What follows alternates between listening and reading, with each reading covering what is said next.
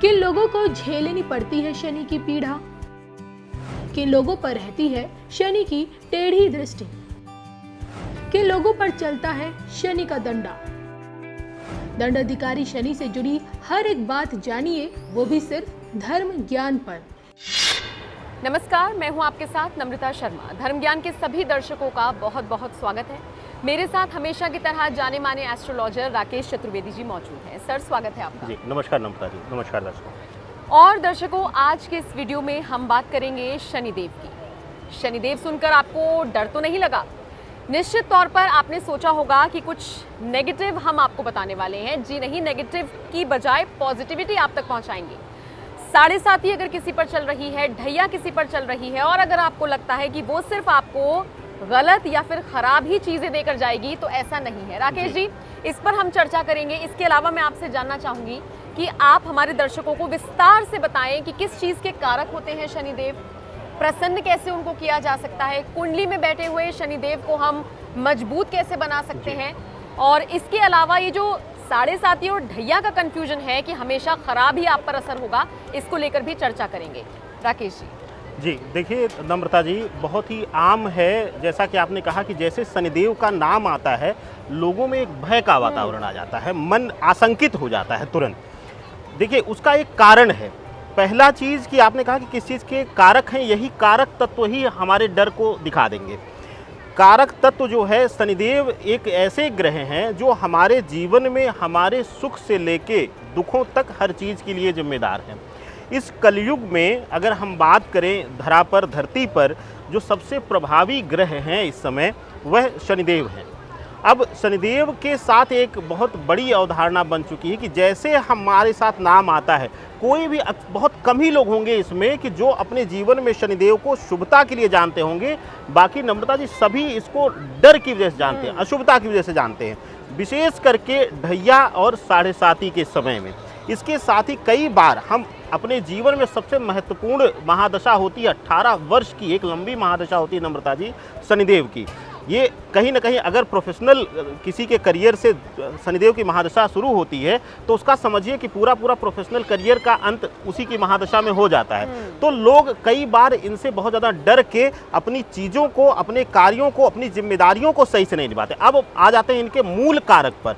शनिदेव को न्याय का देवता कहा गया है, कर्म फल दाता कहा गया है। अब दोनों में भिन्नता आएगी। कर्म फल दाता अगर हम कहेंगे तो वो हो सकता है कि वर्तमान में हमारे कर्म ऐसे हों कि हमें राज सत्ता सुख मिले, लेकिन शनिदेव वहाँ पर नम्रता जी कहीं ना कहीं न्याय के भी देवता हैं। तो वहाँ पर दिक्कत यदि जो आपने अपने प्रारब्ध में पुराना जो आपने कर्म किया हुआ है, उसके भी शुभ और अशुभ फल आपको समय समय पर, समय अंतराल पर वो देते रहते हैं। कह ले कि आपके शुभता और अशुभता का बैंक रखते हैं, वो कहीं ना कहीं एक लॉकर रखे हैं, जब समय आता है तो आपके लिए वह फल निहित कर देते हैं। अब एक विशेष बात यहाँ पे आती है कि हम हमेशा इसको नकारात्मक ना लें। नकारात्मक इसलिए ना लें कि इस धरा पर अगर कोई भी ग्रह है जो राज सत्ता, राज सुख का भोग कराने वाला है, कहीं ना कहीं आपको शीर्ष पर बैठाने वाला है, चाहे आप नौकरी में हो, चाहे आप व्यवसाय में हो, चाहे आप पॉलिटिकल करियर में हो, चाहे आप किसी भी क्षेत्र में हो, आपको अगर शीर्ष पर ले जाकर बिठाता है तो वह शनि ग्रह ही है। शनि की प्रधानता ही आपके भाग्य में बल देती है। इसके साथ नम्रता जी एक शब्द आपने कहा था कि इसको लेकर खास करके जो ढैया और 7.5 का, देखिए मैं हजारों कुंडलियाँ ऐसा आपको दिखा दूंगा। लोग कमेंट करते हैं, लोग तरह तरह की बातें करते हैं शनिदेव के लिए कि नकारात्मक है। नहीं, हजारों कुंडलियाँ ऐसी मैं दिखा दूंगा आपको जो शनि की महादशा में, शनि की 7.5 में, शनि की ढैया में खरबपति हुए हैं, रोड पर थे और खरबपति हुए हैं। तो शनि की प्रधानता, ऐसा नहीं है कि शनि हमेशा नकारात्मक है नम्रता जी, यह कहीं ना कहीं शुभ फल भी देता है हमारे भाग्य में। अब देखिए, यहाँ पर एक चीज़ जानना समझना आप सभी के लिए ये भी ज़रूरी है कि किन चीज़ों की वजह से आप शनिदेव को रुष्ट कर देते हैं। क्या कुछ गलतियाँ आप ऐसी कर जाते हैं जिस वजह से अगर कुंडली में मजबूत शनिदेव हैं तो वो भी धीरे धीरे कमज़ोर होते चले जाते हैं? तो राकेश जी, मैं चाहूँगी आप वो समझाएं। जी नम्रता जी, बहुत अच्छा प्रश्न किया आपने। और यह जानना हम सभी के लिए बहुत ज़रूरी कि हम कर्म ऐसा क्या करते हैं कि कई बार हमारा शनि बलवान होता है। यही कारण है कि हम देखते हैं नम्रता जी कि पैसा आ जाता है और कहीं ना कहीं किसी न किसी माध्यम से वो बर्बादी भी शुरू कर देता है, हमें नशे में धकेल देगा, नशे का शिकार कर देगा, या किसी न किसी चीज़ के हम आदती हो जाएंगे, जुए के आदती हो जाएंगे, हम सट्टा बाजार के आदती हो जाएंगे, तो हम अपने मेहनत से, अपनी परिश्रम से कमाया हुआ धन भी लुटा देते हैं। ऐसा अक्सर देखा गया है। ज़्यादातर कुंडलियों में शनि के जो नकारात्मक प्रभाव हैं वो इसी तरीके से देखे गए हैं। अब यहाँ पर आपने कहा कि किस तरीके से, पहली चीज़ कि जो हमें परहेज करना चाहिए, प्रयास करना चाहिए कि हम सामान्य जीवन में हम मांसाहारी होते जा रहे हैं।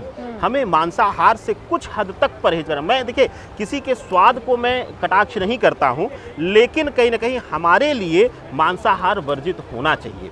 विशेष करके हम सनातनी हैं, हम सनातन धरा के वासी हैं, हमें मांसाहार से दूर रहना चाहिए। दूसरा सबसे बड़ा प्रयास है कि बेवजह किसी को परेशान करना या किसी को बलपूर्वक, अगर किसी को आप कष्ट पहुंचाते हैं, आपको कोई एक्स्ट्रा शक्ति मिल गई, एक्स्ट्रा पावर मिल गई, यहाँ पर शक्ति का अभिप्राय आपके अधिकारों से है। आप शीर्ष अधिकारी बन गए, आपने लोगों को, अपने नीचे रहने वाले लोगों को परेशान करना शुरू कर दिया, आपने अपने जनता को परेशान करना शुरू कर दिया। नेताओं में अक्सर देखा गया है, पॉलिटिकल करियर में अक्सर देखा गया है कि जब आप अहंकारित होकर, शनि अहंकार देता, शनि बल देता है, शनि के अंदर ही राहु आधीनस्थ आता है, तो शनि और राहु का प्रभाव बल दे देता है।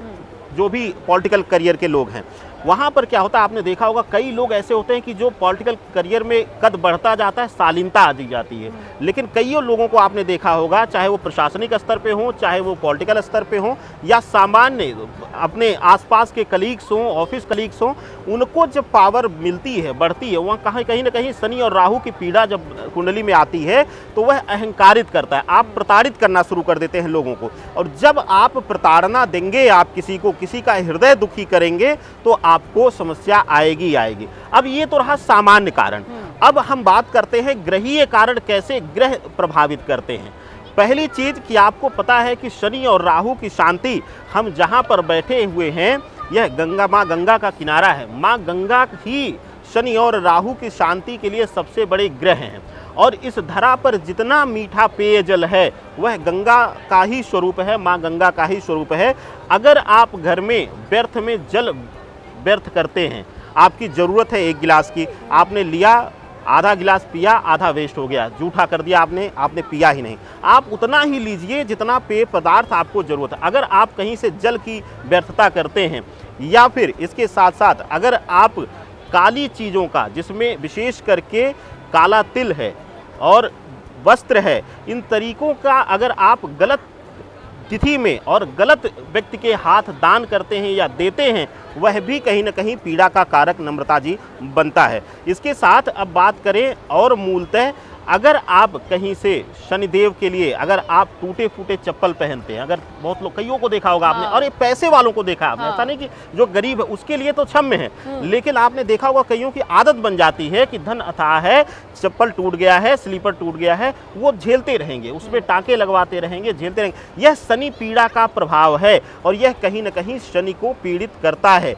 विशेष करके अगर वस्त्र फट गया हो, वस्त्र अगर आप जरा सा भी कहीं से फट गया हो, आप वस्त्र जो है कोशिश करिए कि फटा ना रहे। अगर फट गया है तो उसको तुरंत निकाल के आप रख दें। वहाँ से शनि और राहु दोनों ही पीड़ा में आते हैं, और प्रबल पीड़ा शनिदेव की झेलनी पड़ती है। नम्रता जी, तो देखिए, ये वो सारी चीज़ें हैं जो हम रोज़मर्रा की ज़िंदगी में करते हैं। ये गलतियां हैं, मुझे कहना चाहिए ये वो गलतियां हैं, ये वो अनदेखी हैं जिनको हम रोज़मर्रा की ज़िंदगी में करते हैं और जाने अनजाने शनिदेव को रुष्ट कर देते हैं। खैर, अब चूंकि हमने उन चीज़ों की बात कर ली है जिस वजह से वो रूठते हैं, तो ऐसा क्या कुछ करें जिस वजह से शनिदेव को मजबूती दे सके या फिर उन्हें प्रसन्न कर सके? देखिए, शनिदेव को, जो शनिदेव का जो अवतार है, जो हम अब ग्रह से हटकर उनको एक देव के रूप में भी पूछते हैं। देखिए, ग्रह में और देवता में दोनों में भिन्नता आ जाती है, क्योंकि शनिदेव हमारे जो सनातन है, हमारा धर्म है, उसमें एक देवता के रूप में है, और जब देवता के रूप में इनको माना जाता है तो यह भगवान शिव के, यह रुद्री अवतार हैं, उनके एक रुद्र हैं, उनके एक अंश हैं। तो इनके लिए सबसे बेहतर है कि घर में अगर शिवलिंग पड़ा हुआ है, चाहे स्फटिक शिवलिंग है, या मंदिर में जाकर गंगा जल लेकर, विशेष करके अमावस्या के दिन और शनिवार के दिन अगर आप उनका अभिषेक करते हैं और वहाँ पर लाल पुष्प आप उनको अर्पित करते हैं शिव जी को, तो आपके लिए क्षमता होगी। इसके साथ साथ प्रयास करें कि सरसों का तेल इनको पसंद है, बहुत प्रिय है। जैसे कि हनुमान जी को सिंदूर लेपन पसंद है, वैसे ही इनको तेलाभिषेक पसंद है, तेल से स्नान करना पसंद है। तो शनिवार और अमावस्या के दिन अगर तेलाभिषेक इनका करते हैं आप, लेकिन उस दिन विशेष करके नम्रता जी आपको अवॉइड करना होगा, मस्टर्ड ऑयल बिल्कुल शरीर से स्पर्श ना हो, ना घर में आप भोजन में प्रयोग करें, ना ही शरीर से इसका स्पर्श हो। आपके लिए शुभता मिलेगी ही मिलेगी नम्रता जी। बिल्कुल, तो आपने जाना कि शनिदेव को आप किस तरह से प्रसन्न कर सकते हैं, कौन सी ऐसी चीज़ें हैं जिस वजह से आप अपना भी नुकसान कर सकते हैं उनको रुष्ट कराकर। तो ये सारी चीज़ों का आपको ध्यान रखना है। उम्मीद है आपको ये वीडियो पसंद आई होगी, ये जानकारी आपको पसंद आई होगी। राकेश जी बहुत बहुत शुक्रिया ये तमाम जानकारी दर्शकों तक पहुंचाने के लिए। और ये वीडियो कैसा लगा कमेंट करके हमें ज़रूर बताइएगा। इन सब के अलावा अगर आप कुछ और जानना चाहते हैं तो जो नंबर आपकी स्क्रीन पर फ्लैश हो रहा है उसका इस्तेमाल आपको करना है, उस पर आप कॉल कर सकते हैं, अपॉइंटमेंट लेकर राकेश जी से मिल भी सकते हैं। बहुत बहुत शुक्रिया इस वीडियो को देखने के लिए। नमस्कार।